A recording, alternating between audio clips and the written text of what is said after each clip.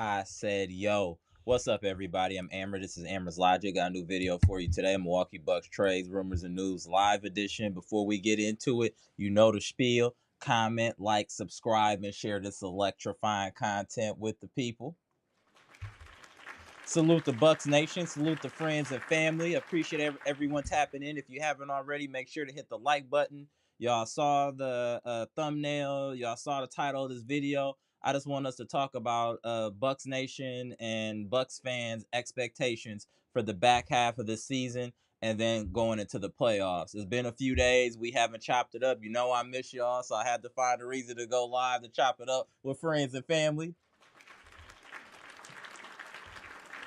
It's super cold in Wisconsin right now, y'all. So we definitely are indoors right now. It's crazy cold in Wisconsin. Crazy cold. Salute the friends and family, though. Salute the Bucks Nation. Right now, the Bucks are in a bit of a transition period after losing Marjan and losing Chris Middleton, and now acquiring Kevin Porter Jr., acquiring Kyle Kuzma. How does this dynamic change the Milwaukee Bucks over the long haul for the back half of this season? Does this make us a better postseason opponent now that we have a little bit more athleticism on this team? I'm going to be honest. I believe this gives us a bit higher of a ceiling, adding Kuzma and Kevin Porter Jr. specifically because of his all-around playing ability. So I do think that our ceiling is raised. There's no disrespect to Middleton. There's no disrespect to Marjan, but Middleton just didn't have the movement that he once had, and he also hasn't been healthy. So to have a younger, more spry player available that's putting pressure on the rim, that's passing, that's a bigger body, got a little bit more lift, I think can do nothing but help the Bucks. And I'm hopeful also. I want us to talk about, do we really need to consider a closing lineup for the Milwaukee Bucks? I don't know if y'all saw the short I had today, but we were discussing Giannis playing the five. Is that something the Bucks should look to do going into like the end of games? Like that could be our quote unquote death lineup. I just want to know what y'all think about that as well. If you think that's something that could work. And for me, what we were talking about, in all the chats and Instagram, is that the death lineup would consist of Giannis at the five, Kyle Kuzma at the four, then like Tayshaun Prince at the three, and then Gary Trent Jr. I said yeah, Gary Trent Jr. at the two, and then Dame at the one. Y'all let me know what y'all think about that in the comment section. But I think that's a very intriguing finishing lineup. So I'd be interested to see what y'all think as well regarding that. But I'm excited now with the new look Bucks. I think we got to give them some time to gel, especially since Giannis is yet to play with this roster at all. So it'll be interesting to see how Kyle Kuzma meshes with Giannis on the back half of this season. Is the game easier? Is he able to play with more pace to help Giannis as far as another player on the team that has some speed?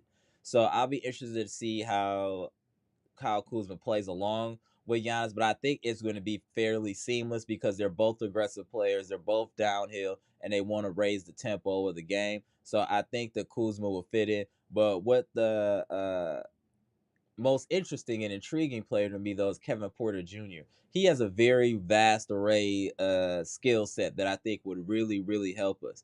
I think we got a steal. I know Kevin Porter Jr. has off the court issues or has had off the court issues. I'm hoping he can keep his nose clean in Wisconsin and really help this team. But to get a talent like Kevin Porter Jr. and only giving up Marjan, we do have to give John Horst his credit for that, because that was a fleecing. That was a fleecing. So we definitely need to give John Horst credit for that. And I also want us to discuss as far as with Brook Lopez, what are we doing with Brook moving forward? It's so many games where Brook's unplayable and hurting this team, and all he wants to do out there is chuck threes. Do we even need to look at Giannis as a permanent solution at the five, or is it just for a closing lineup? Y'all let me know in the comment section. But I don't like Brook playing these heavy minutes. I think Brook's ROI is not good, in my opinion. You got a big man averaging like four rebounds, and all he wants to do is chuck up threes. It's absolutely ridiculous. I'm very frustrated with Brook Lopez lack of wanting to play like a big man and just want to be a 3-point merchant. And at that, you're only shooting like 30%. Why are you chucking up all these threes? It's ridiculous. And the type of threes that Brook is taking, Brook is out there taking Damian Lillard threes. And it's absolutely ridiculous. And then so this whole time that Giannis was gone, Brook did refuse to go in the post, which means you didn't want to help this team. You wanted to do what you wanted to do, because that's always the excuse y'all give me with Brook Lopez is that, oh, uh Brook has to stretch the floor. That's why he's chucking all those threes. That's why he's out there. Got to leave the paint open for Giannis. That's what y'all told me.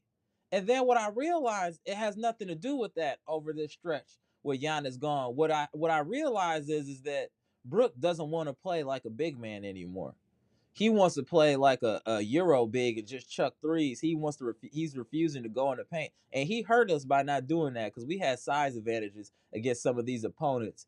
And we didn't take advantage of. We're getting killed in the paint. We're getting killed. And that's the other thing. We got the only real 7-footer on the court. How are we getting killed in the paint like that? Those are things we got to sure. We got to find a way offensively and defensively to protect Brook and Bobby. Our Brook and Bobby are really bad defensively, so I'm hoping that over this break that Doc and staff can figure out a way to better utilize them or give them more information on how to play better defense. The drop defense should be banned. Bobby never pays attention to his man. So those will be detriments that will be exposed, I believe, once we get to the playoffs against teams like the Knicks and Cavaliers. Those are the teams I'm most concerned about because of Brook and Bobby. Their liability against those teams. So this Voltron staff we have to figure out a way to better utilize and efficiently utilize Bobby Portis as well. I don't feel Bobby's is efficient, and I don't feel like Bobby Portis plays high IQ basketball. We're gonna need Bobby to play much smarter if we're gonna look to get out the first and second round of the NBA playoff. Because when Bobby is going, it's great, but Bobby is a Jekyll and Hyde as well. Bobby can shoot you in or out of the game, and he doesn't realize when the moments are in the game where, hey, I should pass here, hey, I should shoot here, hey, I should do this and that. He doesn't have any situational awareness. I actually think that Bobby needs to be coached up specifically defensively and offensively, not to be a black hole. I believe that uh, Doc Rivers gave him the green light. I do believe that, but he has to understand how to utilize that to best help the team. If your shot isn't going, or if somebody that hit 3 or 4 jumpers on the roll, you give them the ball. You wait. Instead you want to do the Magic Johnson package and just back it down, slowing down the game and all of this foolishness. Absolutely ridiculous. Absolutely ridiculous. But I am optimistic though. I think the Kuzma trade is a shot in the arm that the Bucks needed as far as for athleticism and speed. And I do think we're headed in the right direction. Like I said, we just need to protect Brook and Bobby from themselves and just have them playing higher IQ basketball. And I think we'll be okay. I think we have a formidable squad. I do think we have a formidable squad right now. I don't think anybody is like, hey, let's go play the Bucks in a 7-game series, because anything can happen. Dame, Giannis get hot, they can carry us. So we just need to really buckle down on our offensive sets, defensive sets, and how to best utilize our rotations, because I do think Doc has been failing this team as far as with some of these insane rotations that he's been putting out there on the floor. Also, we need Doc to explain to us why Jericho Sims has not been playing. I definitely want to know what's up with Jericho Sims not playing. There was a few games before All Star break where Brook was getting killed, and I would have loved to see Doc Rivers use his brain and try something different and put in Jericho Sims. I mean, what was the worst that could happen? Brook was getting absolutely annihilated. So why not try Jericho Sims? So Doc Rivers bothers me slightly as a coach. I just don't know his intelligence level. It bothers me because I don't see the adjustments that I feel I should see from a seasoned coach as himself, and along with the seasoned staff that Doc Rivers has. But let me get to the comment section here. Shout everybody out, and I'm going to open up these lines. Appreciate y'all all tapping in. If you haven't already, please hit the like button. Boy, mommy, what's good? Appreciate you tapping in. I see you have some notification issues. Appreciate you following me on IG. If y'all don't know, Amara's Logic is on IG as well, just in case you don't get notifications from YouTube. I always post when I'm going live on IG. So if you haven't already, please follow me on Instagram. Appreciate y'all. And shout out to the people that's watching right now on Twitch too. Appreciate y'all tapping in from Twitch.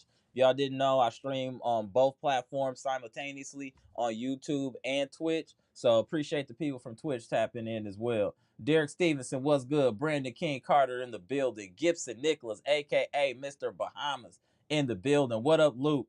Oliver Story in the building. What up, Curtis? Kenny Mack in the building.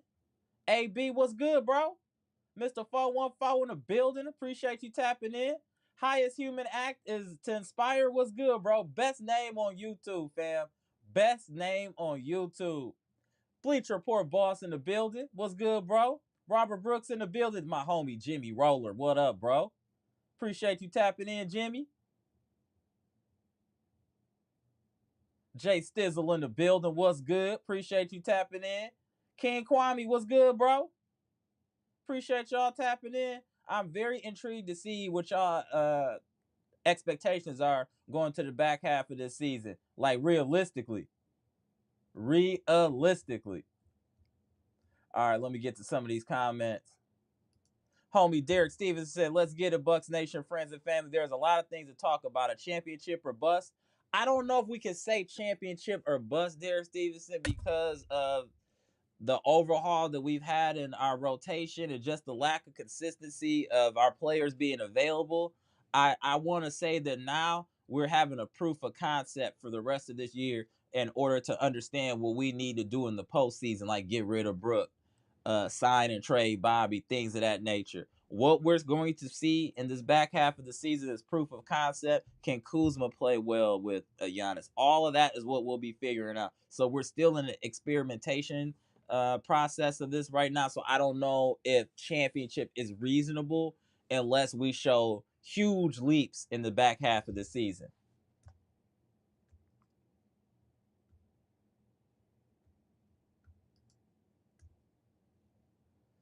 Brandon said we gotta talk about the All-Star game the past Sunday. You know what, bro, Brandon? I didn't even watch it like that. I'm not even intrigued about it anymore. This league is soft, players soft, everything is kumbaya. There's no competitiveness.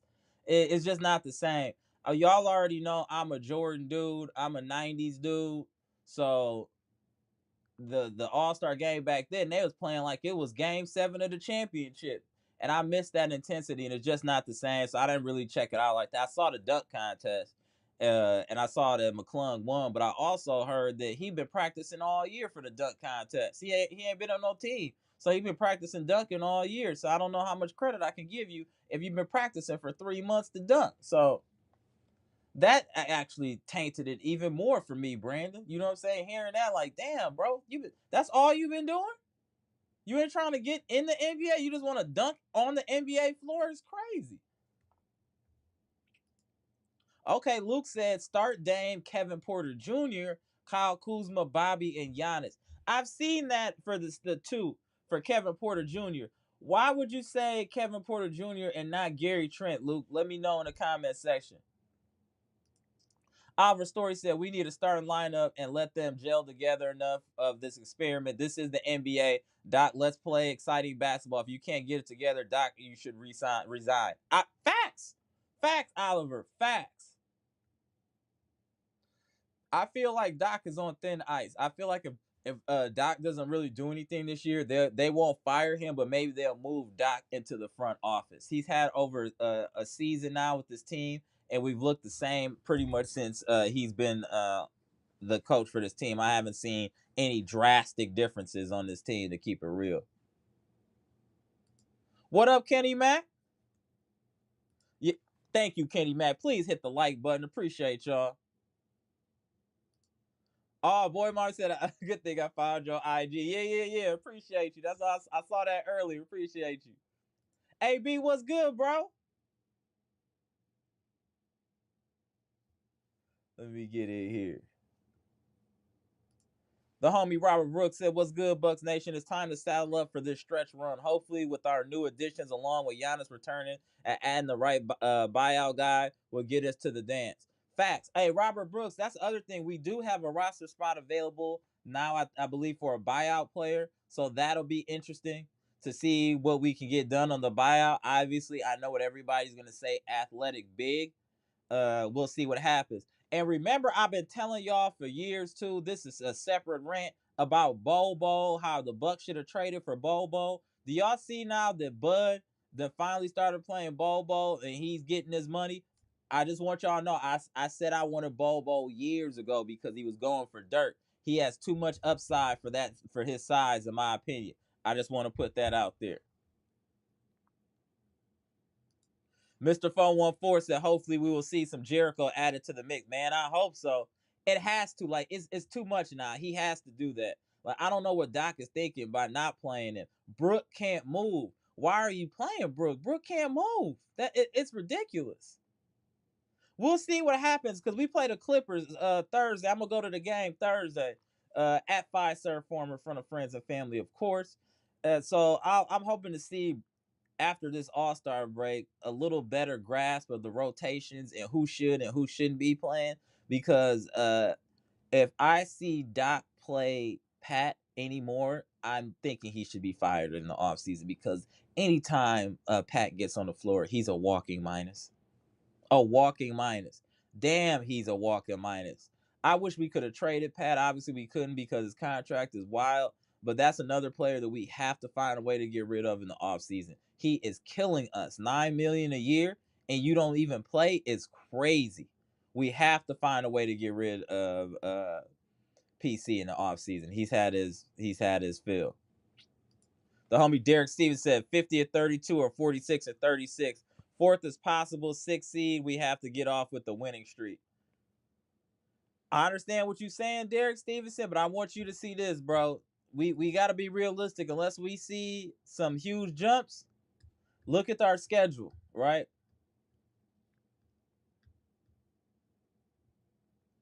We play LA. We got the return game of Chris Middleton, Washington, Miami, Houston, Denver, Dallas, Atlanta, Dallas, Orlando, Cleveland, Indiana, Los Angeles, Oklahoma, Golden State. I mean, look at this schedule, y'all. Look at this schedule. Detroit twice to end the season, who's a playoff bound team. This is the hell of a gauntlet for the second half of the season. The Bucks need to be extremely dialed in to survive this gauntlet and make it to the playoffs in a decent seed. This is what I want y'all to see. This is what we have to understand that we're facing in the back half of the season when we were all just screaming at the top of our lungs for them January and February games to get those underneath our belt because of what was happening in March. And now we're here. And now we're here. So we're really going to see what the Bucks are made of in this back half of the season with this type of quality opponents and playoff opponents. They'll be battle tested at the very least going into the playoffs. We'll be ready. This type of gauntlet will be ready. But I do want y'all to see this so you can kind of temper expectations of records and be a little bit more feasible because this is a hell of a path. This is a hell of a path, friends and family. A hell of a path. And then I also want y'all to see, shout out to the Bleacher Report. We are predicted to be the 6th seed against the New York Knicks. That's what is predicted. What do y'all feel like our chances are in that series if we were a 6th seed? We're 29-24 right now, so we're 5th in the East. Obviously, we just acquired Kuzma. We have to allow that to gel together along with Kevin Porter Jr. But what are your thoughts if this were to go down like the Bleacher Report says? Bucks and Knicks. How would y'all feel about that? How confident would you be in that series? Y'all let me know in the comment section.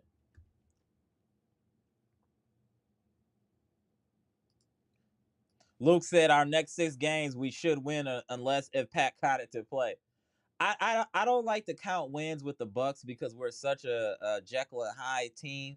I just want us to compete and try to win, but start to put games in the win bucket before they've occurred. We don't have the type of team for that. We got to take it game. As Brandon be saying, we got to take it a game at a time. Shout out to Brandon.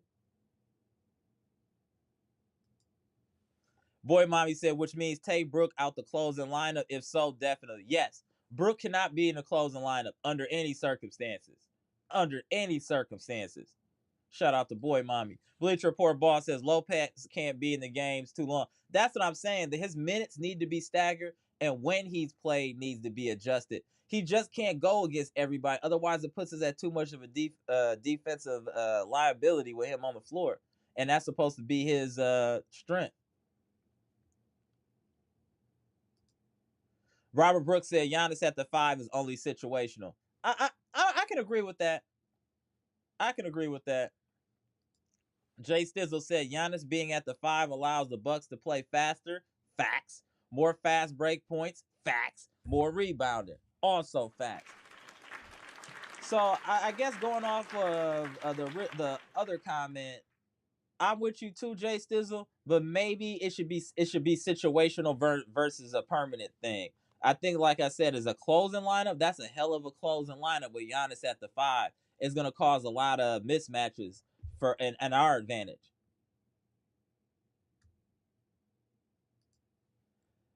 Kenny Mack said, as now the Bucks got to show me and prove something. I agree. It's too much up and down, too much herky jerky, man. We got to get some consistency. We think we're headed down the right track. We'll lose 3 straight after we done won 5 in a row. This team has to first gain an identity. We still don't have an identity, y'all. We're winning games. We're doing all right, but we don't have an identity. Nothing we can hang our hat on. This is what we do. That still needs to be addressed. The homie Mr. 414 said Doc is too stubborn to adjust. What's going on with Brook? Everyone can see it except Doc. That's the scary part. That's the scary part and concerns me, like I said, of Doc's awareness and intelligence. How do you not see what all the fans are seeing? And we're armchair coaches. How do we see it? How do we see it? And then he does it. Also, hey, I'm not saying it was because of us, friends and family, but do y'all notice after I put Chris Middleton on blast about not saying nothing to the fans, it was a message tweeted out in 48 hours. Nobody else was talking about that.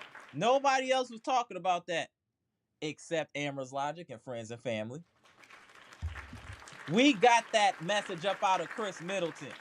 We got that message up out of Chris Middleton. Salute to friends and family. I just want to let us pop our collar for a minute because y'all know our impact is crazy.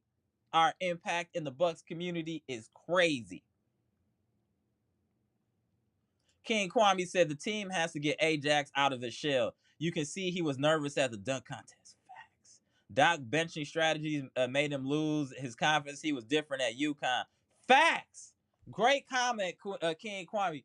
I did watch the dunk contest, and he was out there looking shook like LeBron in the 4th quarter with 2 minutes left, and he got to take some shots. That's how Ajax looked. He looked shook like dice.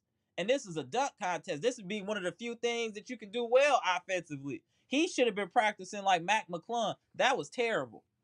His dunk package was terrible. For those type of hops, no disrespect, that's my dunk package when I used to hoop. And that's 100% facts. I got people in here to give you the receipts. His dunk package is what I used to do. That's not what you should be doing in no dunk contest at all.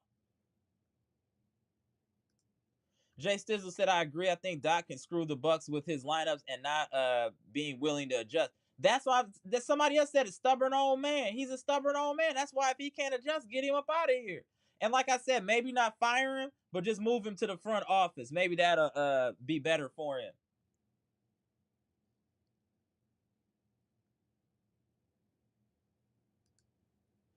Kenny Mack said second half gonna get real serious. Oh, it's serious. It's very serious. That's my problem right there, Oliver Story. Bobby scores 15 points, but Bobby gives up 30 easy. Bingo.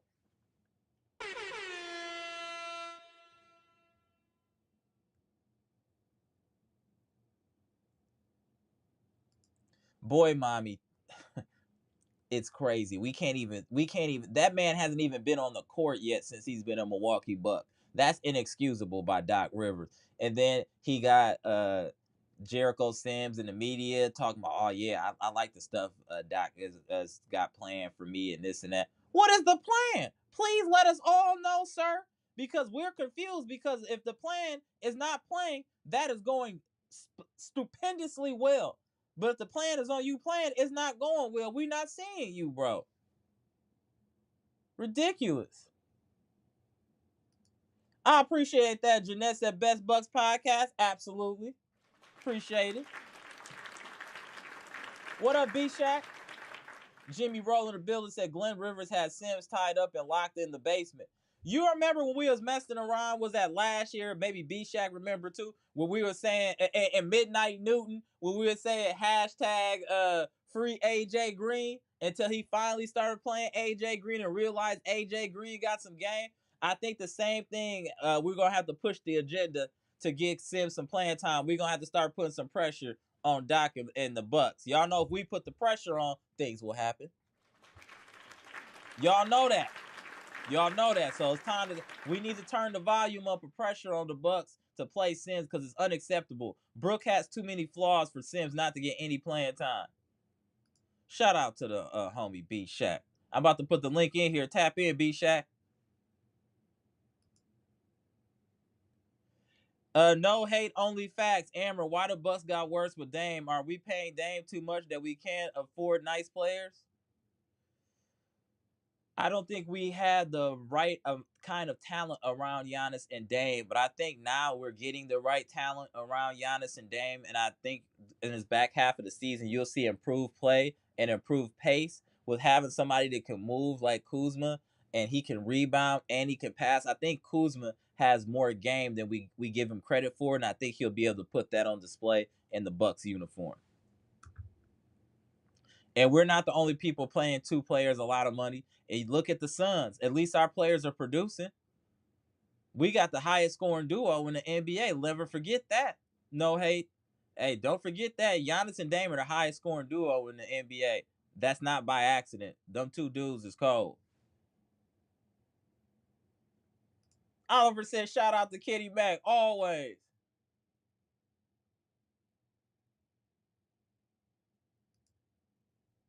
Mr. 414 said Ajax didn't seem engaged in the dunk contest. It's not that he wasn't engaged, bro. He was scared. If that's what you didn't want to say, I'll just say it for you. He looked scared. The lights looked too bright for the homie. The lights looked too bright. He had the same look that George Hill had in the finals when he was with the Cavaliers, that he had to shoot them 2 free throws in the clutch. That's the same look that Ajax had. For real. Yeah, he had nerves. He probably had the bubble guts, all of that. What up, Milwaukee Ray? I see my man announcing himself. Salute. No hate, only facts. Amber, I think Giannis just needs a Derek White, Cam Johnson. I think the Bucks are paying Dame too much that they can afford mid-sized players. The Bucks have gotten worse with Dame. I know that you're a Dame hater, but I just want you to kind of explain with. Hold on. Let me pull up some because I like when y'all be coming in here saying all the craziness, right? Because then I just pull up some stats and then I want you to explain to me what you're trading. All right. I'm gonna pull up his stats first, and then I'm gonna expose another player. But let's get this up real quick so we can have an understanding. This is the much maligned Damian Lillard, right? He's weak, he's a scrub, all of that, right? He don't do his job. Let's take a look at the numbers. The numbers don't lie, right, y'all? So we can just leave him alone, y'all. Support Dame, leave him alone. He's giving you almost 26 points a game as your secondary superstar. He's giving you as many rebounds as Brook, 4.7, or around as many as Brook as the smallest player on the floor. He's giving you 7.5 assists, right? And he's shooting 45% from the field. 45%. What are you complaining about? Why do you hate Damian Lillard so much? He single-handedly won us games this year, and since he's been here and carried us to some wins, and you got the audacity to spit in his face is insane. Insane. Look at those numbers. Look at the game log. Let me get the game log back. Hold on, y'all. Let me get the game log back. Give me a second, y'all. Hold on. Yeah, let me get this game log. So can we leave Dame alone now? Can we leave Dame alone? Please leave Damian alone. He's almost dropping 30 as a secondary player. Let it go. Let it go. Anytime y'all talk crazy, I'm going to show you the numbers. The numbers are what they are, right? Y'all saw me a second player or a second fiddle on any team putting up these numbers, and I'll be quiet. Always in here just hating on Dame for no reason is insanity. Jesus Christ. What do you want the man to do? Shoot 70% from the field? 70% from three? 100% from the line? Jesus Christ. Jeanette Scarborough was good. Bucks need to play with consistency and need to tighten up at the D. We're more athletic now and can play with speed and power. Facts. Can't wait to see Giannis and Kuz together. Agreed. Agreed. And then I wanted to pull something else up for y'all too here too. Give me a second here. Because again, I need to put things in perspective because it's too much. It's too much with the Dame hate. It's really too much. So unfortunately, I'm gonna have to expose another player here, and I just want to see how y'all feel about that. Since y'all always want to talk about Dame, right? Y'all always want to talk about Dame, right? What about this? Do you hear any of these fans complaining about this player's performance? Right? Here we go. This is y'all boy, right? This y'all boy, right? This y'all boy, right? Stephen Curry. Wardell is y'all boy, right? Y'all all Wardell. We wish Dame played like Wardell. We wish Dame did this like Wardell. Let's take a look at Wardell's stats, right? 23.4 points a game is the main scorer on his team. 4.5 rebounds, less than Dame. Points less than Dame. Assists less than Dame. Field goal percentage is less than Dame. Knock it off. I don't want to hear nothing else about no Dame slander. Okay? Because if Golden State isn't slandering Wardell, we should not be slandering Dame with his numbers. So let it go. I'm not going for it no more. Now we can see. Let this sit for a second. I want all the Dame haters to look at Steph's stats and then think, should you be receptive of Damian Lillard? Should you be quiet and just let him hoop? Now, no more Dame slander. Or then if y'all go slander Dame, I want Wardell slandered as well.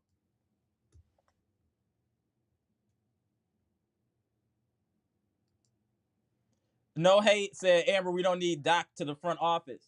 I'm just saying to move him to the front office because he does understand talent. He just can't coach. And then I don't want us paying another coach. But if we move him to the front office, we don't have to worry about paying another coach. And I think he would be okay in that role.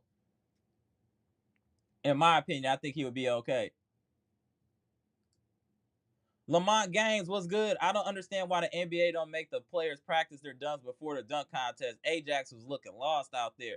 I think he thought he could come out there and freestyle, bro, without no practice. McClung was practicing for 3 months, jumping over cars and doing all this other stuff. So I don't. Yeah, he shamed us. Boy, mommy said we were at least a 2 seed all last season till last day of the season, flipped to the third with Dame. So what has changed since last year? Besides, we got Doc almost a whole season now and added other pieces.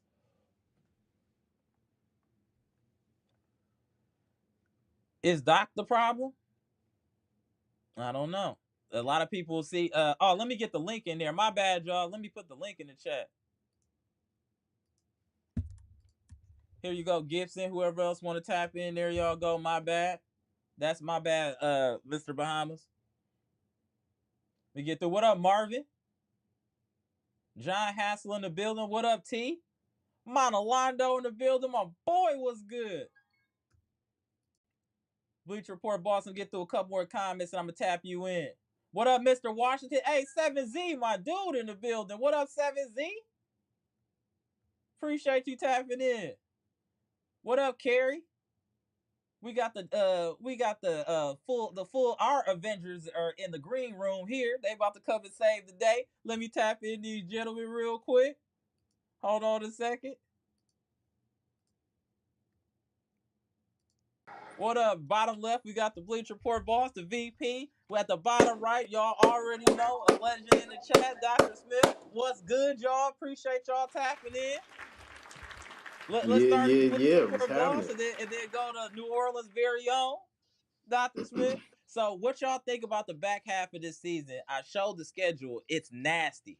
That schedule is nasty. Before I go in, but Mr. Dr. Smith, it is cold, man. It is cold.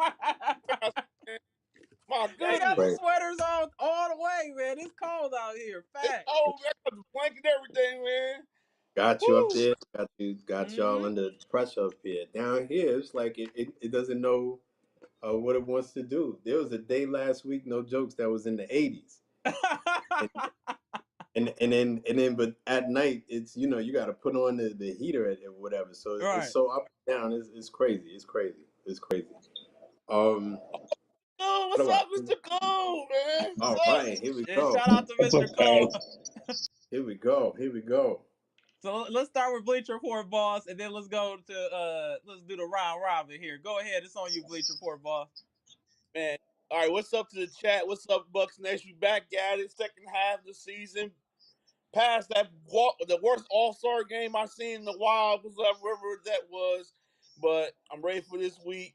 I'm really excited that we got players. That Porter Jr. kid's going to be something that I've been eyeing on the last couple of weeks.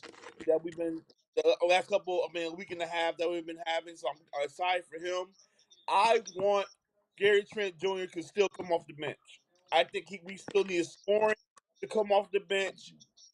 I think AJ Green needs to be coming off the bench because, like I said last year, our biggest problem that we had last year was he didn't have a bench. He didn't have a bench, and that was what killed us in the playoffs. No matter what we had in our starting court, we had no bench. I think that the guys we got on the bench stays there. Get the other guys more involved in the starting lineup with Kuzma and Kyle Porter Jr. And once that's done, then you put other guys in. That's what I want. I appreciate you, Bleacher Report. Let's go to Dr. Smith and then to the legend, Mr. Cole. Go ahead, Dr. Smith. So ready again? Matrix Reloaded. This is it. This is the last third.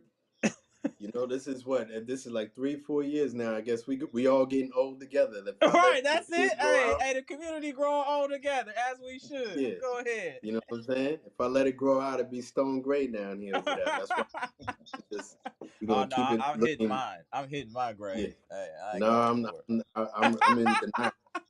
I'm in denial. All I right, I feel refuse. you. I don't care if my children are grown. I don't. They don't. Y'all don't need to know that. But here, look, Right. we got a third left at this particular point. Like a third of the race left. You know, in the past with the Bucks, it's always been about their age, right, and what they have to do to maintain their energy and all the rest of it. So as to make it to the end of the race, right, end of the marathon. Well, this is it. This is it. You know what I mean? No more putting it in cruise control or anything like that. If we don't establish any kind of consistency at this point, we could fall down in the ranking. We Correct. can end up going into the playoffs without home court advantage. We may even be a play-in team because we're not comfortably in front of everyone. So no more taking nights off. Correct. It's time to really dig in. It's time to really dig in. I have faith that the guys can do it.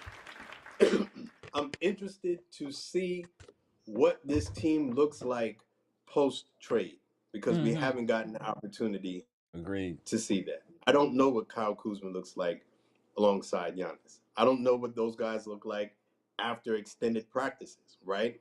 What I do know is that this team seems to need it because they haven't always been the best, like figuring things out on the fly. So they need practices. They need scripts. They need Salute. to.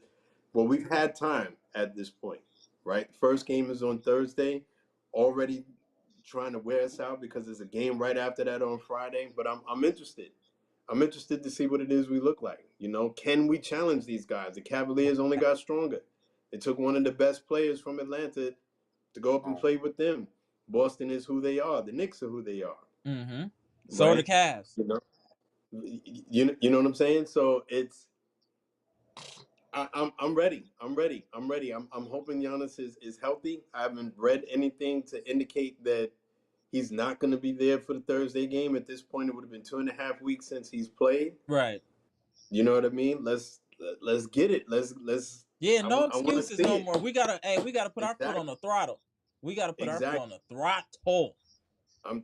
And be different than the Packers. Be different than my Packers, who could not beat any of the big teams. So they were the best of the mediocre teams. I don't want to see that. Right? Top of the second tier. Right? Shots fired. Top of the second tier. You know, we have an opportunity with the Bucks to prove that they're not that. Right. I've seen the Bucks go out and beat the best. Hasn't happened very often, but I've seen them beat the best in this season. Right. Get that. You know what I mean? And I'll say what I have to say after that. I'll just, let it push it out to the rest. Appreciate you. Let's go to Mr. Cool. Then we're gonna spin the block again. Go ahead, Mr. Cool. Hello, gentlemen. I want to start by I got receipts for you, Amara. Okay. I'm not trying to defend Brook Lopez, not trying to defend Bobby Portis.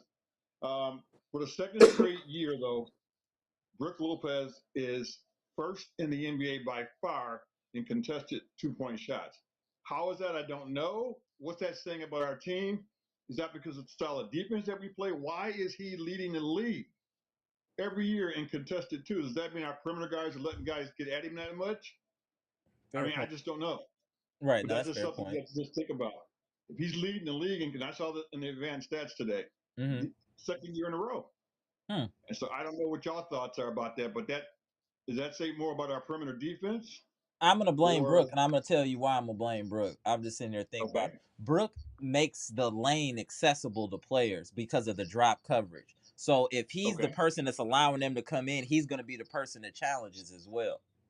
So I feel like that's part of the drop coverage is part of the reason that he's leading in 2-point contest. Go ahead, Dr. Smith. I had something else with that. I would say the stat that I would need with that, just me personally, would be where does he rank in the league as far as field goal percentage allowed? Okay, that's a good stat. Yeah, that would be interesting. If anybody can pull that up in the comment section, it would be greatly appreciated. Yeah, field goal percentage against. Yeah, that's a good one. Because to me, contested shots just means that you're swinging at the ball, right? But if you're constantly getting struck out, you know what I mean? It just means you're going for everything. I appreciate the hustle and the effort, but how effective are you every time you swing the bat? You know what I mean? I don't know. I don't know the answer to that. Because I do know that he's among the league leaders as far as block shots, but it's everything that happens when he's not blocking the shot that I think, at least I have a problem with. You know what I mean? What is happening when you're not blocking the shot, when you don't get a hand on that shot? Are you still altering the shot enough that you are really defending that paint, or is it just like feast or famine? Like I blocked the shot or I'm getting eaten alive and there's really no in between. I need to know that. No, that's a fair point. I think he just defensively is going to be just certain situations that he can be effective in. Like I think, Amara, you talked about that before.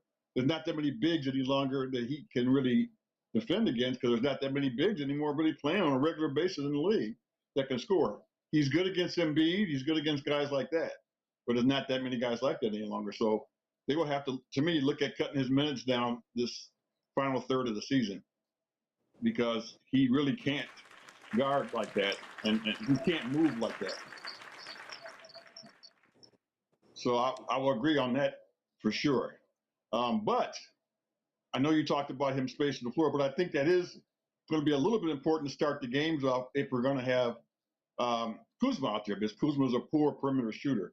So again, I don't want to have too many guys that can't shoot around Giannis. And I think that one of the reasons why Brook plays that deep and shooting threes. Here's one of the reasons why I think they do that.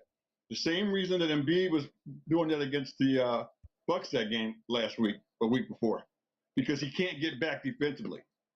So when you have someone that's that big and slow, do you really want him down at the basket? Because now you're going to always be a 4-on-5 on the other end, because he just can't get back. But if he's underneath the basket, how long is it going to take Brook to get back and get a position defensively? So the Sixers made a they did that intentionally. They wouldn't let Embiid even go down in the post because of his injury and just how slow he was. He played from three-point line to three-point line for the most part. He didn't go down under and post up. So just throw that out there for food for thought and Oh see no, what you guys that's a thought about fair that. point, but that's also why the Brook need to be out the NBA. If you can't run from one floor to the other in a decent fashion, you might need to play a half court game. So maybe the big three might be the next step for Brook Lopez after this season. I don't know, but I just know I'm cool on Brook after this season. I'm personally cool on Brook. They still gonna home in big three. He's still gonna get passed by in big three. So But I understand where you're going. I think Brook can be utilized to start the game, kind of like Ajax to set the tone.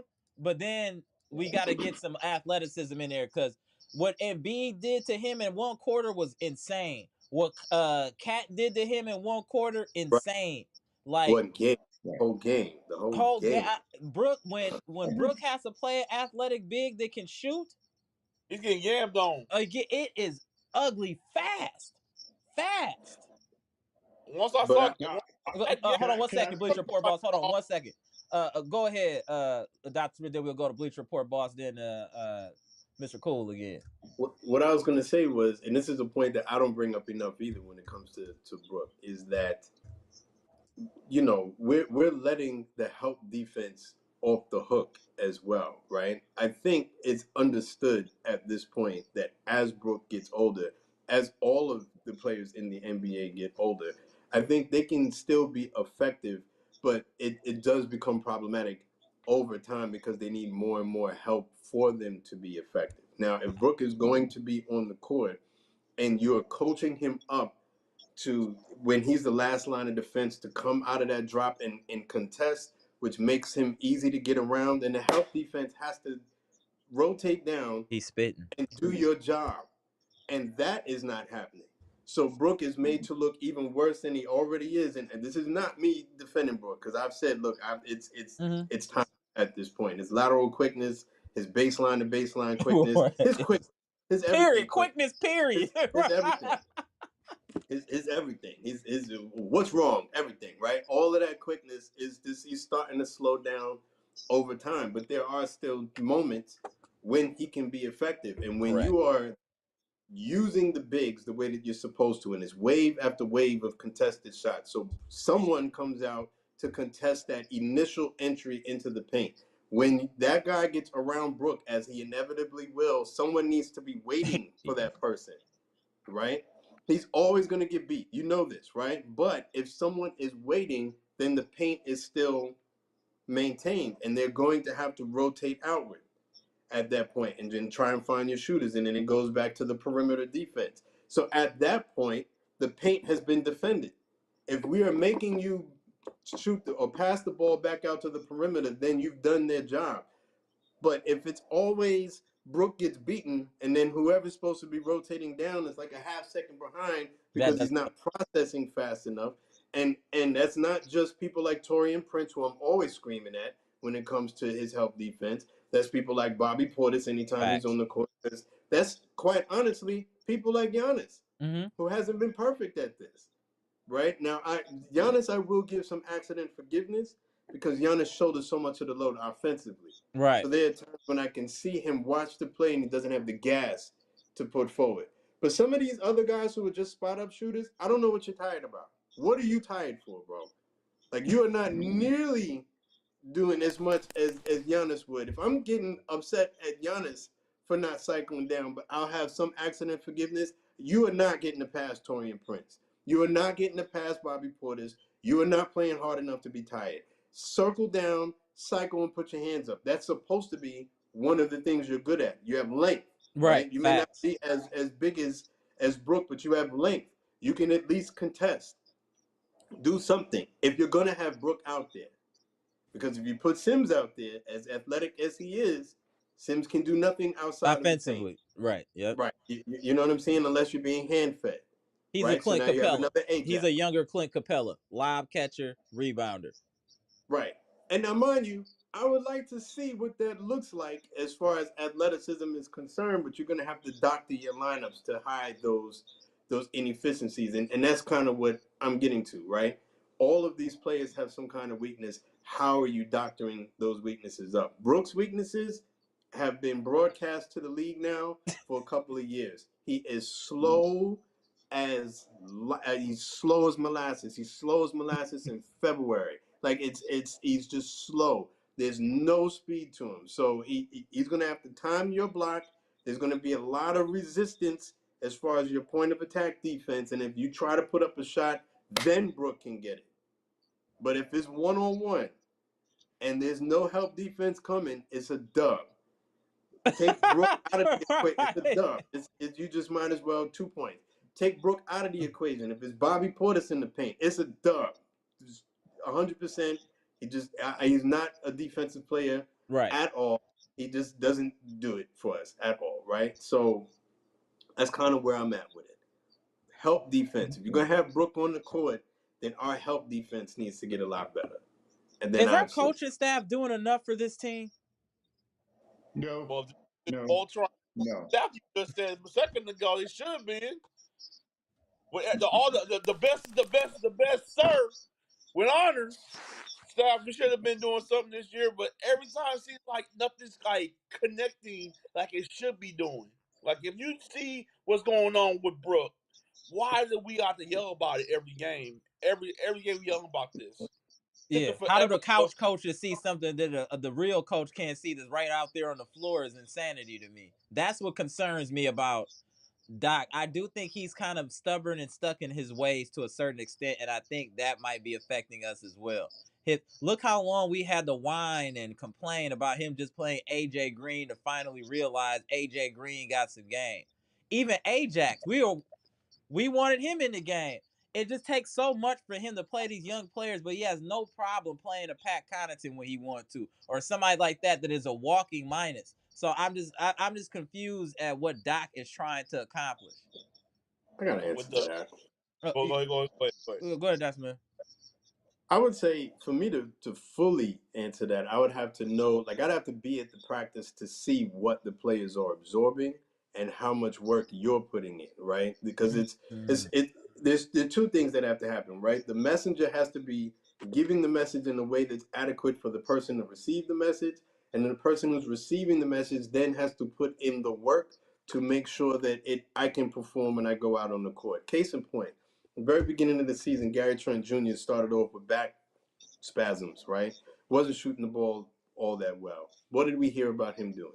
Going to the practice facility after the game, wouldn't even get a shower, just walked across the street apparently. And I'm not from Milwaukee, right? So you guys can tell me, is the practice facility right across the street?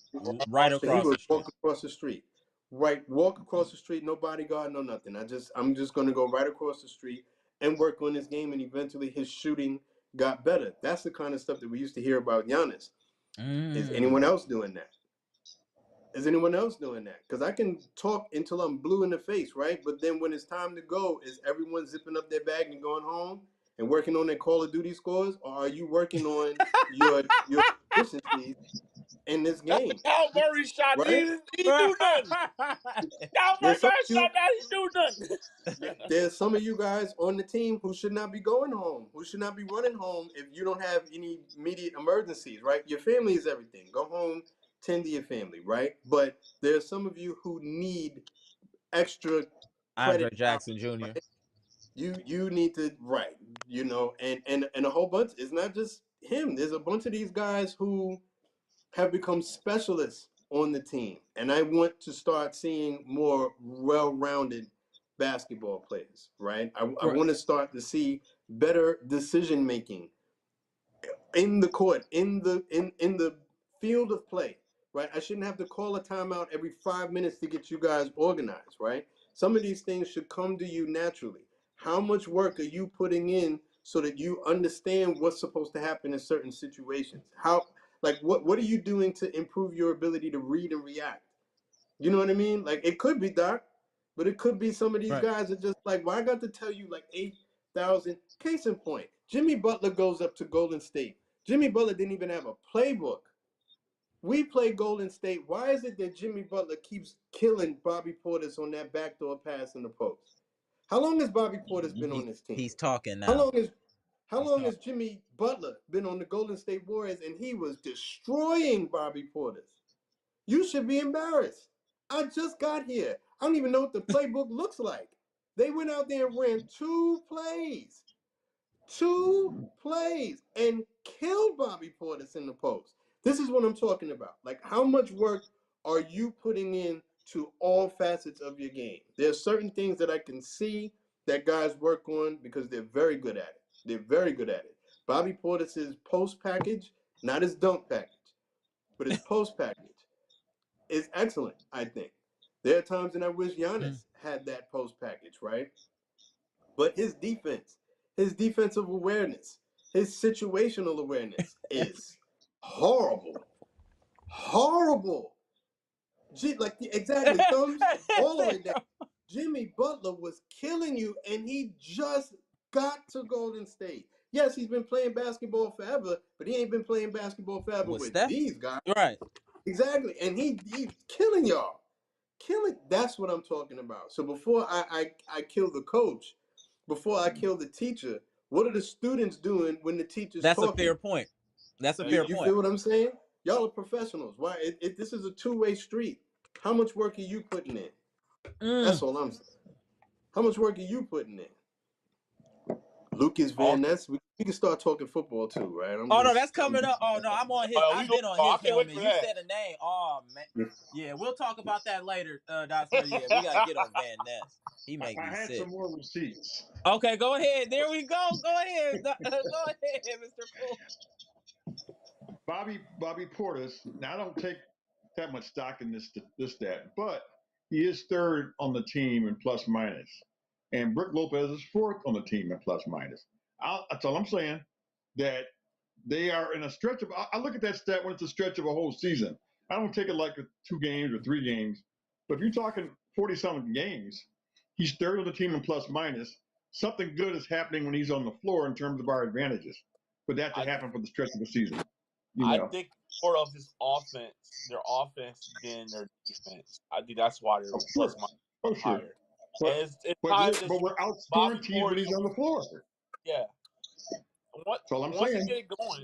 he gets going on offense. Yeah, he can dominate a game once he gets going. But sometimes we don't miss when he missing shots, and other guys not getting involved and just standing there. That's what really kills us when he in the post and he just standing there and doing the post, not hitting anything. Everybody else is just bobbling. The ball gotta keep moving at that point. He may be the worst post defender in the entire NBA. Yes. Fact. That's a super fact.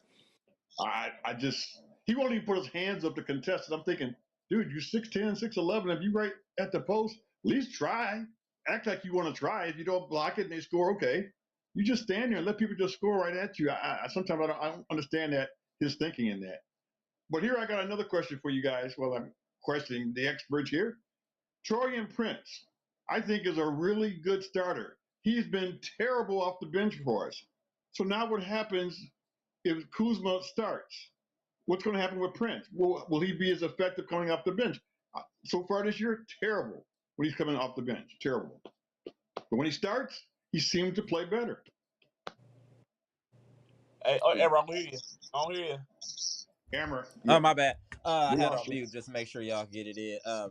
I think Taurean Prince that's a weird thing with him. Like, I don't remember the last time he had a good game off the bench, but I remember multiple as a starter. Right. That's my point. So now what happens if he's now relegated to the bench? Because he has made some big shots for us in key moments in the games for us. His ability to knock down those threes. And I think he's like number 2 in the league in corner threes. Mm-hmm. So, I mean, he's shooting 45% from 3, maybe 46 now, because he had a couple hot games before going into All-Star break. So that's just one of my concerns about him going to the bench. But I love Kuzma starting. Don't get me wrong. Come off the bench. See, because that was my thing, right? I'm sorry, Daniel. I didn't mean to step. Go ahead, Daniel. I just want to say real quick, I just don't think Bobby's going to still come off the bench. Prince. But like I said, I want Kuzma to play too. But I don't know. I mean, they got Kuzma can go into the paint and help Giannis out even more from the paint. Well, if Brook is not going to do it, you got Kuzma that can do it. So that's why I'm thinking about Kuzma can get in the paint. But I do want Prince to have a little bit of rhythm too, because he's supposed to shoot. He's shooting good threes. He's just not shooting enough. He's only getting like 5 to 6 shots a game. He needs to at least get 7, 8 at least, and AJ Green. I want AJ Green to get 10 shots a game. That's what Sevier always says, and I agree. He needs to at least get 10 shots.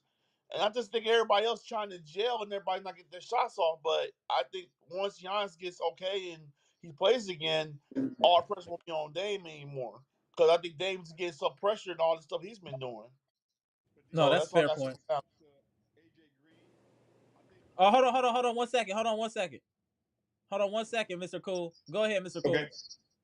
No, I was going to tell Daniel, I think what happens with AJ Green is the defenses are aware of how good of a shooter he is.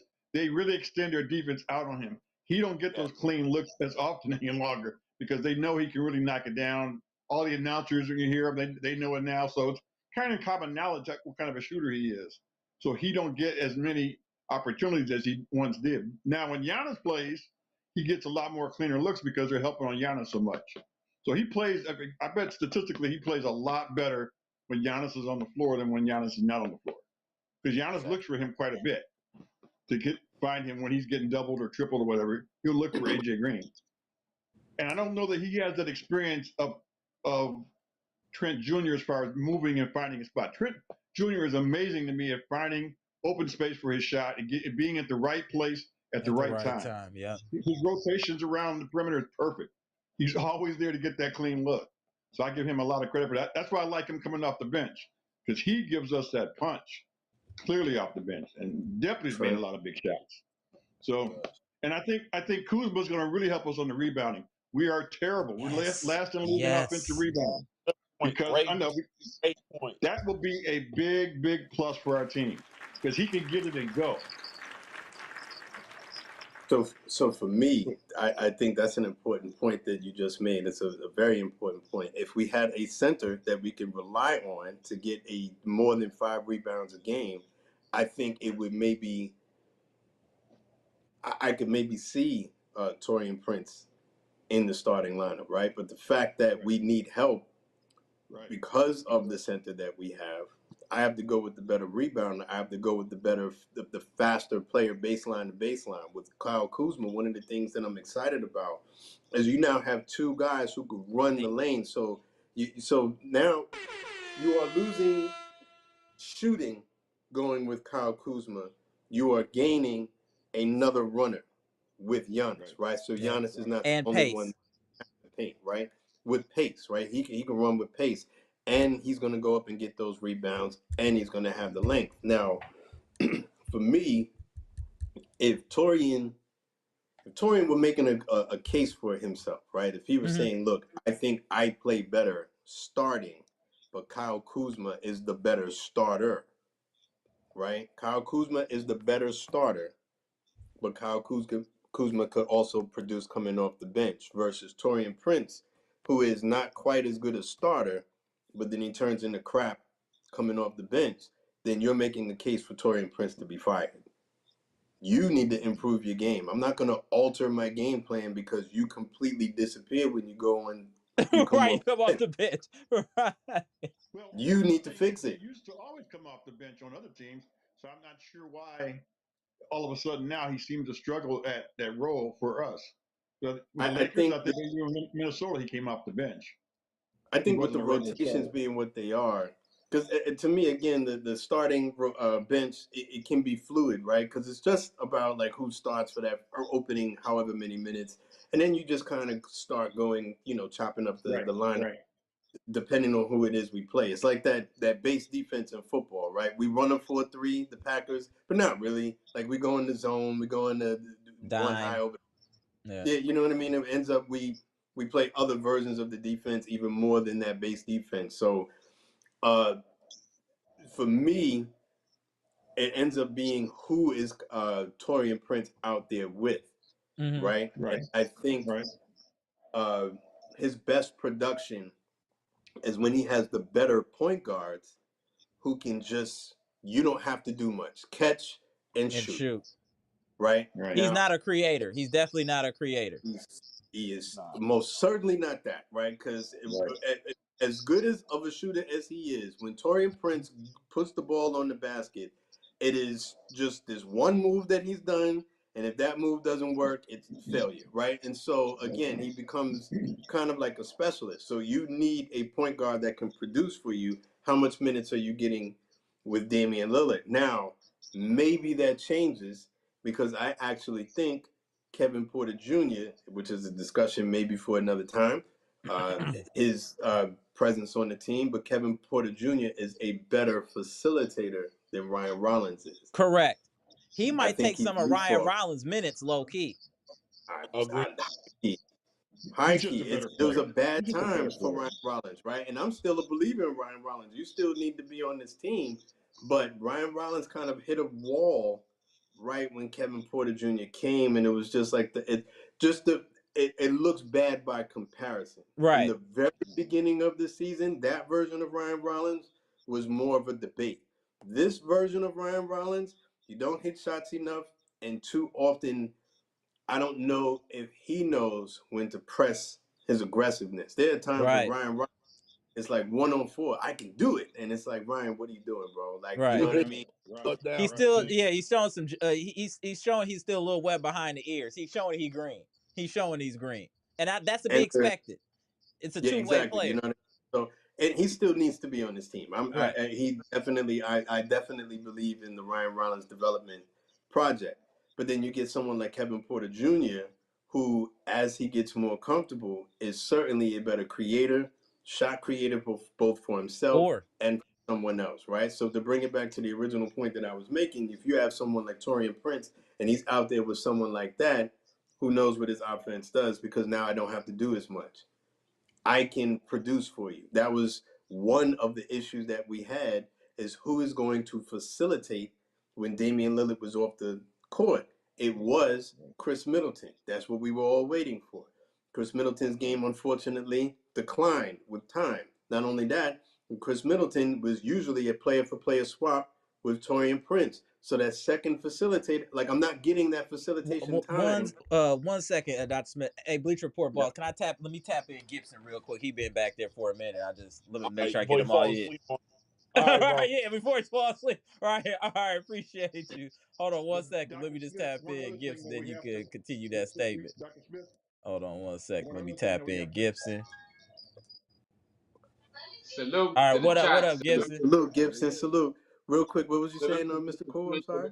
yeah, I And was just going to say, I was Hold on listening. 1 second. Hold on we one start second, thinking Gibson. about the Hold on rotation 1 second. of Let me players. get this situated. Hold on, Mr. Cool. Let me adjust No these problem. volumes here because I'm getting a little feedback. Hold on 1 second. All right, go ahead, Mr. Now, I was telling Dr. Smith, I was hoping we have to look at the rotation of how many guys, because playoff roster is only going to have probably like 9 guys that's going to play. Who's going to be those 9 guys? You're not going to go too often 10 or 11. Primarily, it's going to be 9 guys, maybe 8 sometimes, depending on the teams. When we won the championship, I think we played 7, pretty much almost all games. Ideally, but this is an older roster, and if we're gonna try and Right. make it to like, if we have any plans of making it past the first round this year or whatever, right? We may have to go deeper into our roster than some of these guys, some of these other teams are having to do, right? Just Yeah. to kind of keep guys fresh. So again, it's that game of adjustments, and I don't think that there's one plug and play formula for every team for every situation. We are definitely going to have to figure out how to limit Brooks' minutes so that when you're on the court, you are spry, whatever, you're energetic, you can get up, you can contest.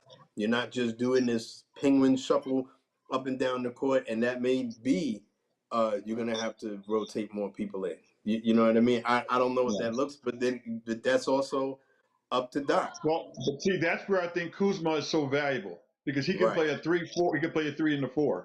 So we're Yes. probably going to look at him being that 4th guy to play a big for us. They're not going to play that Sims kid. They're not going to do that because there's only 29 games left to the playoff start. You got to get these guys used to playing with each other. So I think they're going to have Kuzma play the 4 with Giannis sometimes and that'll get Brook off the floor. And then they'll bring in Portis to rest Giannis, things like that. I think those four guys are going to rotate those fours in the five slots. It'll be Brook, Bobby, Giannis, and Kuzma. I believe that's going to be the plan. I don't think they'll put nobody else out there.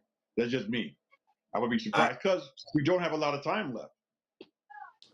And I do like the idea of Giannis being the if so. I don't think that there are enough bigs, like solid diesel bigs, anymore to punish Giannis.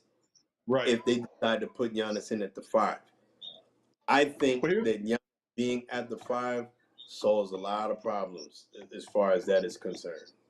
But the concern is Giannis is so active, he gets in foul trouble. I think you want to protect him from getting in foul trouble. Because if Giannis at the 5, he's probably going to get in foul trouble early. It's just me thinking because I know how active he tries to help. He still wants to guard his man. That's where you could have a problem. You don't want Giannis in foul trouble in the playoffs. That's just my thoughts. Yeah, I can see that. Amara. Oh, can't hear you. All right. My bad, y'all. I've been trying to mute just to keep the background noise down. My bad. With Giannis, the issue is sometimes it's IQ, respectfully. Giannis doesn't have awareness in the game to know how much he's needed. Maybe you don't have to go for that behind the back dunk. Maybe you don't need to take that charge. Maybe you don't need to go for that block. He has to have more awareness to how valuable he is to this team and not getting into foul trouble, things like that. I just need him to play a smarter brand of basketball. If he's going to play at the 5. Yeah, if he's gonna play. He's got to play a smarter brand of basketball. And that's no disrespect. I'm just saying what it is, and I think it's obvious. But I don't want it to get too late before we let my boy Gibson get into it. Gibson, I see you. Gibson. I'm looking at you. I'm paying attention. Go ahead before you fall asleep. So go ahead. It's on you, Gibson. I ain't gonna fall asleep. I'm glad to be back. I had to take a little break from the chat, Mr. Smith. I had to rest up because after that game I watched with Brook Lopez, that game I was mad for a couple of days. I said I ain't going to tell. I was so pissed. I was Mr. Smith. I and Mr. Cool and I was pissed. I was mad. I say, why is it you have a coach that is so stubborn, refuse to play a young center we get from New York, put him in the game. He rather have the young center glue on the bench and have slow molasses on the floor, getting blown by everybody on the team and refusing to put the young guys in. That raised some concern to me. When we lose that game against the Grizzlies that day, I was pissed. I didn't even want to come on the live. Amber, that was a bad one. That was a bad one. It was only because of Tehran telling me, say, man, he haven't seen me on the live, and you always ask me. I say, Tehran, I wasn't coming on as long as Brook's still a part of his team. I wasn't coming on another live. I wasn't coming on this because he is terrible. All it is that we had a conversation with him about him the other day. We said we never see a 7-footer who wants to be a guy so bad. Number one, he is lazy. He don't want to rebound the ball. He just want to stand on the island all day, jack up threes after three after three. I don't know what I look at the NBA today. It is not the way that the way Shaq, David Robinson, Akeem Olajuwon, them played. Those guys never shooted threes. Those guys dominated in the paint. They dominated in the paint. Now you have guys. The NBA has changed. Everybody want to shoot the three ball. It is getting ridiculous. That's why the rating is so down. It is not entertaining no more. How the way Jordan and used to made it entertaining. They play that real defense. All of that. No. Now you have big man want to shoot threes, jack up a bunch of threes. A big man want to be God. It don't make no sense. So Amber, what I was about to say that how I see Kuzma is playing very well. I must give him that. And we have that hater who you ban off this chat. He on his side talking a bunch of nonsense. He's a real hater, so I don't pay him no mind. I don't pay that Brent guy. He's a total hater. What are you trying to do? He trying to mimic Bucks Nation. He trying to copy what you do to try to establish on the chat. But the thing about it is, Amber, no one is calling in this podcast. That's the thing about it. No one is calling in the podcast. So I'm I don't back even to what need we were to. saying. I'm not even worried about that, bro. I'm just worried about this team trying to go ahead and get out Right. the second So, round for the first time in half a decade. Haters so can't stop me. All they are is 93 gas in the tank, bro. I've been getting so hated on my whole life, and I'm achieving at a very high level. I don't even worry. so I actually embrace it because that let me know I'm doing something right. If you don't got no haters, you're not living your life right. Step up your hater game. I'm gonna tell y'all that right now. Step up your hater game. so so, But yeah, so I'm I'm just concerned about this team, man. I'm not worried about any WWE tactics or any of that. I'm here for the team. I'm supporting this team. I'm going to as many games as I can to try to give y'all as much feedback as I can and to give you the best breakdowns that I possibly can of the game, along with friends and family members such as yourself, Gibson, such as Dr. Smith, such as Mr. Cool, Bleacher Report Boss. So we doing our own thing. This is like this is the apex of Bucks community right here. And just look right. at the comments in the comment section. Look at the receipts people are bringing. Even if you didn't know nothing about the Bucks, you could come to one live and learn a lot. Just even Yep. if you were just in the comment section. This is a community of very knowledgeable individuals. These aren't kids. These are people been watching basketball their whole life, and they're able to decipher what's going on and separate being a fanatic. That's what a fan is. That is the full name for a fan, is a fanatic. You can't be a fanatic when you're trying to give unbiased conversations, and that's what I'm trying to do. I'm not a fanatic. I'm a realist. So I just want to put that out there and appreciate that. But it's on you, Gibson, and we're gonna spin the block and go to Dr. Smith and Mr. Cool All again. right, Go all ahead. right, all right, Amber. Like what we were saying there, when I sit down and I analyze it, my starting five for the Bucks would be: we have Giannis, Dame, Kuzma, Kevin Porter Jr., and Jericho Sims and Bobby. You sit Brook. You have to bench Brook, no matter how. Doc Rivers have to do it. See, if Doc Rivers don't change his ways, Amber, Mr. Cool, and Mr. Smith, he is going to get himself fired. He is going to he is going to get himself fired. He looking to get fired because why? You cannot be a coach and you're so stubborn. You're supposed to be able to analyze the game, watch, observe, and see where teams is making adjustment would needed to be made. You cannot have Brook on the court with these young guys. You need to bench Brook and put in the young guys to compete with the other team's young guys. That's what I look at it because it's most of these losses we take. I'm with Mr. Smith and Mr. Cook. Is I have to put the blame on Doc Rivers because why? Putting in city lineup. You need to put in lineup with size, with the match the physicality of a team like the New York Knicks, the Boston Celtics, and the Yeah. uprising coming Cleveland Cavaliers was going to give us a fix, a nightmare in the playoff. So these are the things I looking at. Doc, it look like he don't be paying attention to none of these details. If he don't wants to be there, you have the great legend Mr. Cool, the great legend Mr. Smith could fill those roles and just come around the team and Right. Right. say, Doc, if you need my advice or need help, we just show you how to run this team because Mr. Cool and Mr. Smith look like you all know the game better than Doc Rivers. You all Right. look like Well, I don't. He's forgotten more. He would do circles. He Right. would run And I, circles around me. But One more time. I you look agree with like you that. know the game. Mr. Smith, all respect to you. You look like you know the game, and Mr. Cool, the two legends in the chat, look like you all know the game better than the coach, All better right. than Doc Why? Rivers. Why do we have to give them instructions here on this chat on what they need to be doing? That's why I said our voices mean something. Don't worry about the views. Don't worry about none of that. I'm just saying impact as far as what we say here that eventually happens on the floor. We are an impact. That's why I said everybody should always speak their mind on here because you never know Right. who's watching. But I'm guaranteeing you, I'm 95% certain that there's certain Buck staff that watch this podcast. I'm 95%. I'm not 100 yet. I can't prove it all the way, but I'm 95% sure. I'm 95% sure. We the best in the So, business over here. We the best. No DJ so Khaled, Amber, just us. yes. Amber, it'd be very good If he just listen and see that if you take Brook out, don't leave him in the game. If you see he getting annihilated, call the time and say, Brook, I hate to do it with you. I gotta bench you. Just do it for once. Let's see how the team look with our young guys in completely. It would be a different tempo.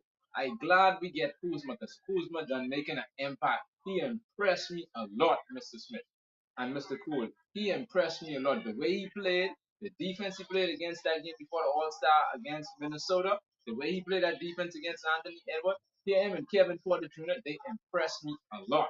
And that Kevin Porter Jr., the Milwaukee Bucks was after him for a very, very, very, very long time. I'm telling you, he is going to make a very difference for this team. Trust me when I say that, Amber. I turn the floor over to you, Amber, and Mr. Cool and Mr. I Smith. I ain't got appreciate you. We're gonna anything do to a say. round robin and end with Mr. Cool. Then I'm gonna get in the comment section and get Brandon up in here. So let's go to Dr. Smith and then we're gonna go to the legend, Mr. Cool. So a lot to unpack there. I appreciate your faith in me. I think Doc being he's forgotten more about basketball than I would know. But I would ask before I go into like some of the strategy. I wouldn't feel good if I didn't say this, right? So I'm just gonna ask this once. You guys can tell me how you feel, and then after that, I won't ask it again. Just because I've said how I felt about Chris Middleton and what I thought Chris Middleton brought to the team. It wasn't just what he did on the court, but the man that he was off the court. How do we feel about someone like Kevin Porter Jr. being on the team with some of the stuff that he's allegedly done, that he actually pled guilty to? Well, that's a tough That's one. the Yeah, chat. that's a tough one. That's a toughie, right? I'm just gonna ask, how do we feel about him? I want to hope that he's learned from his mistakes. We have to give people a second chance. Nobody is perfect. I've made mistakes in my life, nothing like that. The ladies love me and I love the ladies. We don't have no beef like that. But I've been in other situations. You know what I'm saying? I've been in other situations and you know, you make mistakes. And I'm just hoping that he's learned from that mistake and that he never does anything like that again and that he can move forward in his life. You know what I mean? If Ray Lewis can get past his situation, then Kevin Porter Jr. should be able to get past his situation. Again, I'm not condoning it. It's something that's already happened. He's apologized. He's pled guilty, and just hopes that he can move forward and become the man that his moms want him to be. Because that's definitely not the man your mama wants you to be, beating on women or however it went down. So he's a young man. I hope he's learned from his mistakes. I don't know if his pops is in his life or any of that type of stuff, but he's learning the hard way of how to handle himself as a man, and especially at being in the NBA. These women gonna try to trick you up out of these millions, bro.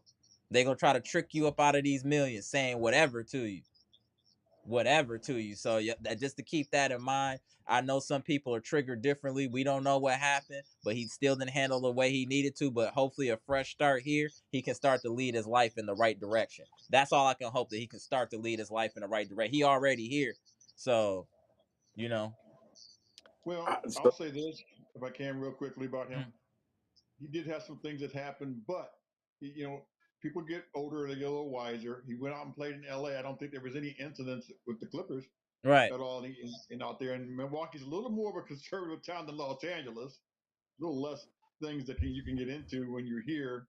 So next, we have a very mature older team. Now we complain about our older team, but in a sense like this, it's a good thing to help lead him and direct him. So we have more of a family orientated team here. I think that would embrace him, and I think that could help him be successful too. And I think hopefully he'll listen to the older guys because they've been around a while. They know what it's all about, and maybe he wants to not take advantage of this opportunity. When he got on the floor, he looked like a guy that was hungry and ready to compete and play. So for me, I want him and I want him starting. It's that simple. Fair point. Fair point. Fair point. so if and I believe you, Amber. I do believe that there are people, important people in the organization that do listen to this chat. So if you're listening, Kevin Porter, the ice below your feet is so thin it's invisible, brother. Right? Because people who've done what you pled guilty to don't typically get the chances that you just got to come to a winning team. They typically send people like you, To even Washington. if been in the league to either the Tibetan All-Stars or whatever, or the Washington. Mm-hmm. You came and you played alongside Giannis, the best player. I don't care what Jokic thinks about himself. The best player in the you are playing alongside the best. It better just be working home, bro. It better just be working home. Your notebook, whatever notes you got to take, and then after that, go straight home to your apartment. Amara better not see you in the clubs. None of Bruh, that. Go straight bro. home. Just go straight home. That's it. It's just basketball. That's all it is. You got a second chance. It's just basketball. Don't Facts. breathe in any wrong direction, right?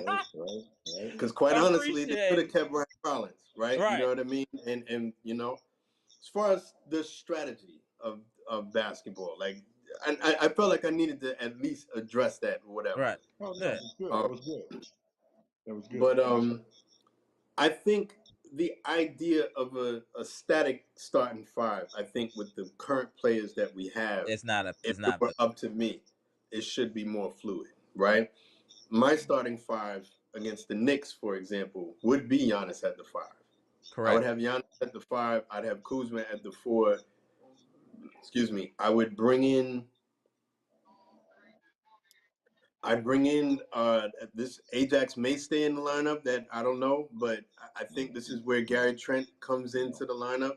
Someone smaller would have to come into the starting 5 for me. That to me is still debatable, but I don't like with too handicapped with Brook against like a Carl Anthony Towns Jr.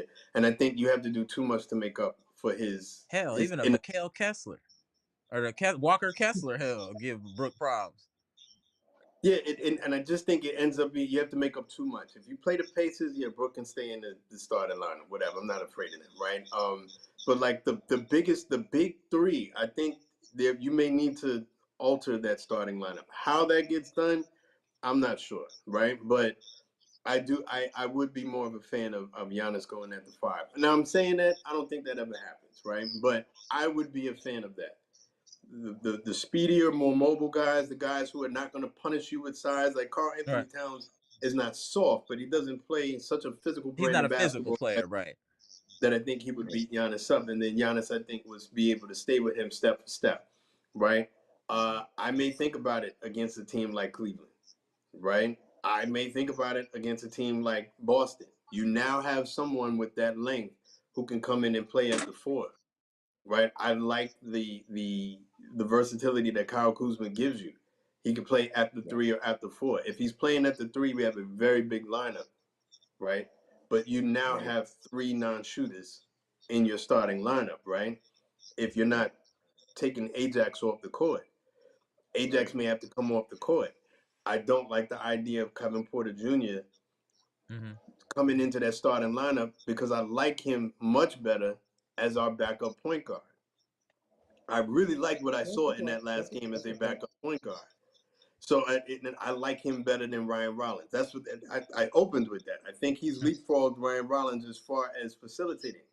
Now, that's not to say that Ryan Rollins can't continue to develop and whatnot, but we'll see with the coming games, right? You know what I mean? I already like Kevin Porter Jr.'s decision making better than Ryan Rollins' decision making, and I think that's key for a point guard, right? I need your Now I don't think Ryan Rollins was terrible, so I Right. need to say that, right? He wasn't like completely flopping or whatever. I just think that Kevin Porter Jr. is a little bit better. I do still like the idea of Gary Trent Jr. coming off the bench and being our microwave scorer. I think AJ Green is too much of a defensive liability to put in. He tries hard. He is strong. He will stay in front of the defender halfway decent, but he's just limited. And people do, for whatever reason, they feel emboldened when he's out there to just go right at. They have better results than not. So that third person, I don't know. That'd be interesting. In those lineups. But it's just a thought exercise because I don't think Doc is ever going to change that. I think Brook is going to stay in there until he collects dust, until he breaks down right there on the court or whatever. That's what I think. So if Brook is going to be on the court and you're not going to swap him out, it goes back to my original statement, then that help defense better be A+ to help Brook out. If you're not going to take Brook off the court, and have him come off in a support capacity, then your help defense better be amazing. And I think if you do that, I think Brooks still has some utility. You know, we complain, myself included. I think we complain about Brooks staying out by the three, but that's not necessarily a Brook decision. That's a coaching decision. That's what he's coached to do on offense, at least.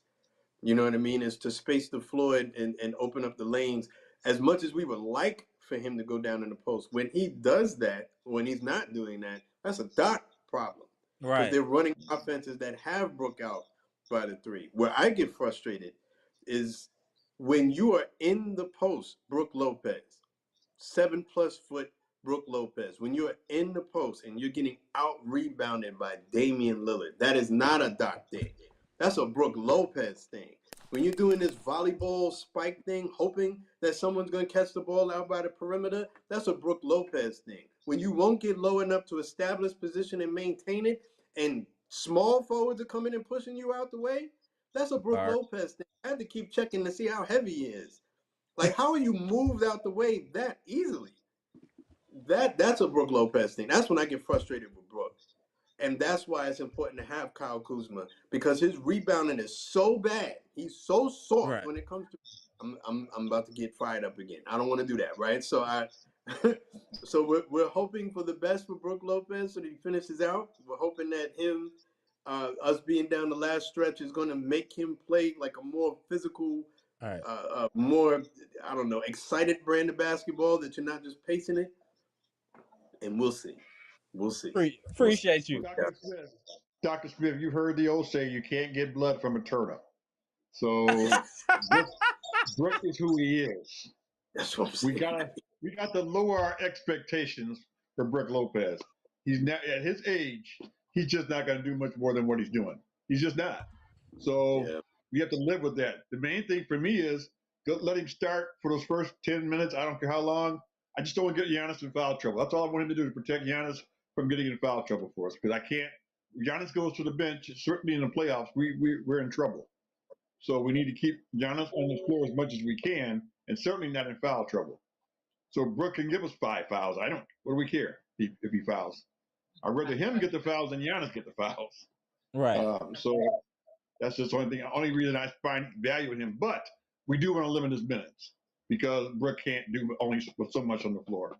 So I'm happy if he gives us 20 minutes. That's enough. That's enough. He can go to the bench after that because he just can't move physically. He can't. I agree. But just as long as he protects us from fouls for Giannis, that's all I see his defensive value for me is. Because I don't want Giannis getting 3 fouls in the first quarter. Because, Giannis is so anxious. He's always trying to help and do this and do that. Next thing you know, he's just got 3 fouls in the first half. Or maybe even 4 if he's at the 5 too much. So that's just food for thought. Put that out there. Appreciate it. And I need to go. Amara, I'm sorry. All right, it's all good. I appreciate y'all tapping in, gentlemen. All right, Mr. Cool. All right, Mr. Bahamas. All right, Dr. Smith. Appreciate y'all. All right, gentlemen. Yep. All right, y'all. Let me switch this up real quick. Tap in the homie Brandon, and we're going to get this going. What up, Brandon? What you thinking about what's going on for the second half of the season? Let me get your expectations before we get up out of here, bro. All right. Well, I will listen to everything what y'all have to say.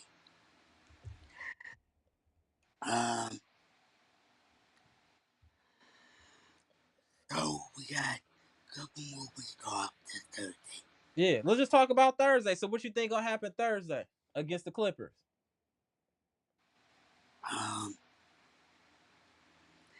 Thursday? Yeah, we play the Clippers at home. Okay. We got to keep this week going into Thursday. So what do you think? How you think that Kyle Kuzma is gonna play with Giannis? Because that's gonna be his first game with Giannis. So how do you feel that's gonna go? Do you think that Kyle Kuzma will fit in pretty seamlessly with Giannis? Do you think it'll be an adjustment period? What are you expecting? You know what I'm saying as far as for Thursday? I think he's probably gonna take an adjustment period with Giannis and Kuz along with Dame. Okay. So I think that going to be a plus for us. Also, I think we need to keep the same 35, we'll switch it up a little bit. Okay. So, I think we need, Mm-hmm. if Brook cannot be on the floor that long. Like I've been saying, Mm-hmm. Brook and Bobby cannot be on the same, cannot be on the Be on the floor. floor. I don't like them on the floor at the same time. I'm with you on that. I don't like them on the not for long stretches of time. It's too much defensive Yeah. liability with both. They're both cones. Also, I think we need to start bringing that back. Remember we been saying it about free AJ Green? Mm-hmm. I think it's time to bring that back. Well, free Sims. Yeah, free Sims. Right. Now, Buck Nation, family and friends, put this in the comment section. Hashtag free Sims. Hashtag They had it free. in there earlier. I don't know if it was Derek Stevenson or Jimmy Roller. One of them had it up in there. It was like free Sims, which is crazy, y'all. Jesus Christ. But go ahead and finish up, Brady. I gotta get up out of here in a minute. Also, we need to start winning the game. Once, once March come around, Mm-hmm. it's no, one, No, I agree. it's no joke. I'm with you on that one. I'm with Because, you on that. So we gonna see, and you know what we gotta do. What we gotta do? Take it one game at a time. Ain't that right, Brandon? yeah, come on, Buck Nation family friend. We got, we gonna be alright. All right. Yeah, of course we want to be everybody to be out there in the playoff. Right. Yes, we do. But here's the reason. Our 35 going in the playoff is Dan, Cowboy Jr., Kuzma, Bobby, Mm-hmm. and Giannis. Okay. So, this is why I put it this way, Buck Nation family friend. Just take the book, put off book. Mm-hmm. Like I said, we all want to free, hashtag free them. There we go. Let's see him what kind of game he got. We Yeah. don't need another man. Also, I thought to say this, California Union might take Jack minute, might take Robert minute. Mm-hmm. But I'm sorry, Buck Nation, I don't have to do this, but I have to. But Robin, I think California Union might take Robert minute. Mm-hmm. I agree. Well, we gonna see. It's still early in the it's still early right now, so we gonna see. We gonna see. But yeah, I'm just excited to see the new look Bucks now, and hopefully they got some practices under their belt. And I'll be on site Thursday, and I'm hoping to see the Bucks beat the Clippers and to see the new look Bucks look play at a bit faster pace. I hope our rotations are better defensively since we got a little bit more speed. And I hope that the Bucks also are trapped less with Kevin Porter Jr. in the game as another ball handler because the way that this team is an NBA team and can't break the press is crazy. So I'm hoping to see. I'm gonna be paying attention to those improvements, and I'm also looking at Doc very closely to see if he really is the right person for this job. Otherwise, we need to move on at the end of the year. Period. So that's kind of where I'm at with it. I agree. One more thing I'm gonna say this. I think I agree with Mr. Cool, Daniel, Dr. Smith, Gibson, you all been saying it. I think I don't know equal can we could keep boys Tory Britain starting lineup or bring them off the bench. I think it's got to be situational. It's situational. something is no original. Right. But I think let's keep getting shit off bench, come off the bench. Like AJ3, AJ automatically come off the bench deal. Mm-hmm. That way we can have more firepower Right. off that bench. No, I agree with you. So yeah, I agree with you on that one for sure. That's all I can say. So let's take it one guy at a time, Bucks Nation family friends. We're gonna be right back tomorrow, Thursday. Thursday, yeah. All right, So Brandon. Appreciate you tapping in, Brandon. All right, y'all. bro. I love y'all. All right. Shout out to Brandon tapping in. Yeah, so I'm excited, y'all. I'm gonna be on site Thursday. We're gonna see what these Bucks do, I'm hoping to see some improvement and some coaching improvements as well. So again, appreciate everybody tapping in on this impromptu live. It was too long since I talked to y'all, and I'm like, hey, let's go live. Let's talk about what we expect going into the second half of the season. So I appreciate everybody tapping in. If you haven't already, please hit the like button. We'll also be going. We got a busy week. We got about 3 games. We got a game Thursday, Friday, and Sunday. I should be at the game Sunday as well. So please stay locked into the best Bucks podcast on YouTube, the best Bucks chat on YouTube. We are the trendsetters. We are the energy. You can look from when I started doing stuff to when other podcasters are trying to implement it. We are the apex of Bucks talk. Please do not forget it. There is no comparison. We got this whole thing on lock. Pun is intended too. Comment, like, subscribe, and share the electrifying content, people. Let me get the last couple comments. Monalando said Doc just managing guys' minutes with the new additions. That's it. He's not coaching yet, though. He's not coaching yet, and that's the problem. Appreciate. Hey, boy, mommy said peace and love, Brandon. One game at a time. You already know. Good night to y'all too. Appreciate y'all tapping in. Hit the like button on the way out if you haven't already. Please comment, like, share, subscribe. Trying to make this community as big as possible. I'm shooting for 5,000 subs. We are the originators of how we doing it with this format, this community. We are the originators. We the Michael Jordan of this. Anybody else trying to do what we doing, you're only tracing, and that's not the original. We are the original. We are the alpha. We are the omega of Bucks Talk. I just want that to be understood. We provide the best content, best information, best audio, best visual quality, thumbnails, descriptions. I'm putting in the pain for us to be the best. I want when y'all click on this video that everything look right. That everything look right from the thumbnail, the description, all the information. I am trying to provide the best product possible for Buck Nation, and I hope that I'm doing a good job.